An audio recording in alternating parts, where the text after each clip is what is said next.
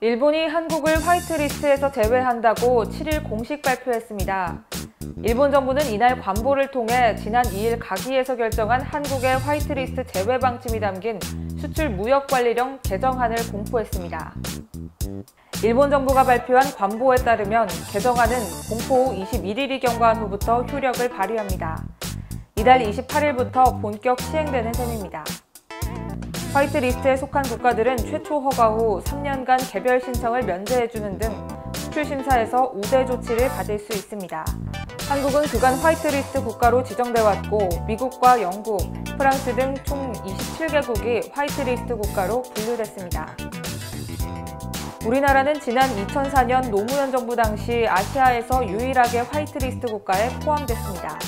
일본이 화이트리스트 제도를 시행한 이래 지정된 국가를 탈락시킨 사례는 한국이 처음입니다.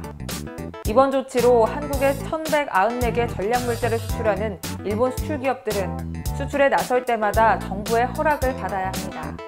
수출 절차가 한층 까다로워지면서 일본 기업들이 한국 수출을 꺼릴 수밖에 없고 일본 정부가 일정 물량 이상의 수출을 제한할 가능성이 높습니다.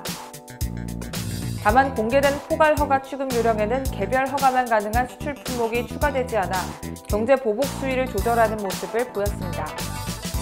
이는 기존 일본 정부가 반도체 핵심 소재 3개 품목의 개별 허가 품목을 지정하지 않은 것입니다.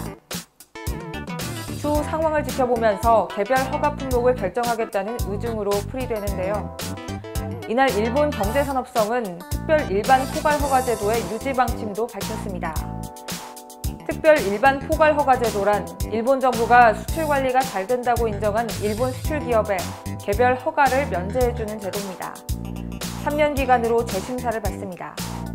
중국과 대만 등이 화이트리스트에 포함되지 않음에도 전략물자 수입에 큰 차질을 받지 않는 것은 해당 제도 덕분입니다. 그러나 경제산업성은 특별 일반 포괄 허가를 유지하지만 군사적 용도로 이용되거나 핵무기 개발 등에 사용될 우려가 있다면 포괄 허가 효력이 없어지는 3가지 변경사항을 첨부했습니다. 이 밖에 일본 정부는 수출 무역관리령 개정에 나서면서 백색 국가라는 표현을 그룹 A라는 명칭으로 변경했습니다.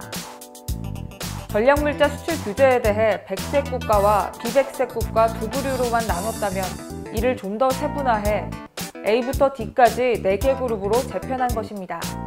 한국은 B그룹에 포함됐습니다.